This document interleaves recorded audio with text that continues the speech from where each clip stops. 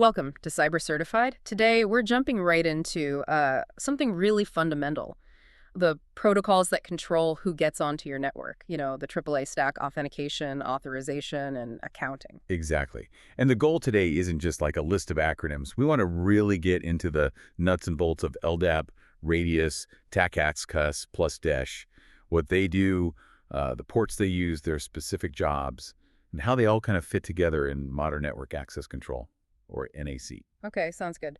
Let's start with maybe the core directory piece, LDAP, the Yeah. lightweight directory access protocol. I always picture it as like the company phone book, but for computers.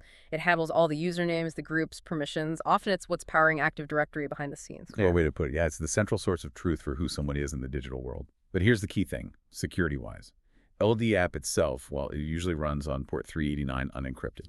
Yeah, so if you're sending passwords or sensitive info, you absolutely have to use secure LDAP, LDAPS over port 636, Yeah. or use StarTLS to encrypt the connection. Protecting that directory is just paramount. Got it. So LDP knows who you are. Now, how do you actually get in? That brings us to Radius and TAC plus Brew, doesn't it? Why two different ones? Right, good question. It really boils down to their design focus.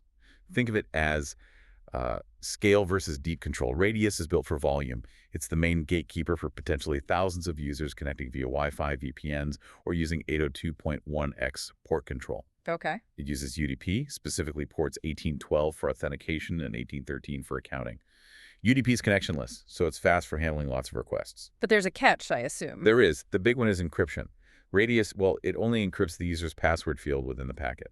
So the username, the commands, other attributes, that's all sent in the clear. Pretty much, yeah. Not ideal if you need confidentiality for the whole session. Right. So if I'm managing, say, a router or a firewall doing configuration changes, I'd want something tighter, more secure. Exactly. And that's precisely where TAC comes in. It's designed specifically for device administration. Think logins for network engineers to switches, routers, firewalls. Okay. It runs on TCP port 49. TCP gives you reliability, acknowledgements, the command got there. Yeah. Crucial for config changes. Yeah, and the encryption. That's the key difference. TAC Plus encrypts the entire payload, everything. Plus, it very clearly separates authentication, authorization, and accounting steps. You get much more granular control, like down to specific commands and admin is allowed to run. Okay, so we have the directory LDAP and the different gates, Radius for users, TAC plus for admins. But we need something at the actual network port, right? Like the physical connection or Wi-Fi connection to enforce these checks. You nailed it. That's the job of 802.1x. Think of it as the traffic checkpoint or the bouncer right at the switch port or the wireless access point. It doesn't do the authentication itself, though, does it? It just kind of coordinates things. Precisely. It enforces port-based authentication. It relies on three key players. The supplicant, which is your device, your laptop or phone. Okay. The authenticator, which is the switch or the wireless access point itself, the thing controlling the port. And the authentication server. And that's typically your Radius server, which, as we said, probably checks back with LDS, your Active Directory. The switch basically keeps the door locked until the Radius server says, okay, let them in. And inside that 802.1x framework, they need a way to actually talk, to exchange credentials and stuff. That's EAP, right? Extensible Authentication Protocol. Yes, EAP is the language they speak within 802.1x. It's a framework itself, actually, with different methods or flavors for how the authentication happens. Okay, so what are the common ones we should know about? Well, two big ones are PEAP and EAP-TLS. PEAP-protected EAP, it wraps the EAP conversation inside a secure TLS tunnel.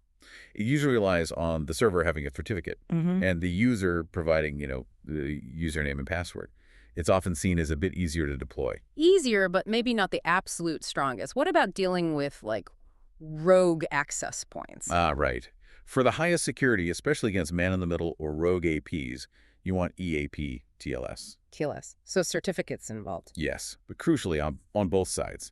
EAP-TLS requires a digital certificate on the server and on the client device. It's mutual authentication. So the network proves it's legit, and my device proves it's allowed. Exactly. That mutual trust based on certificates makes it the most secure option, though it does mean you have to manage certificates for all your devices. Wow. Okay, so it really is all connected. 802.1x as the enforcer, using EAP as the language, usually sending that over Radius, which then checks against a directory like LDP. Is quite a chain.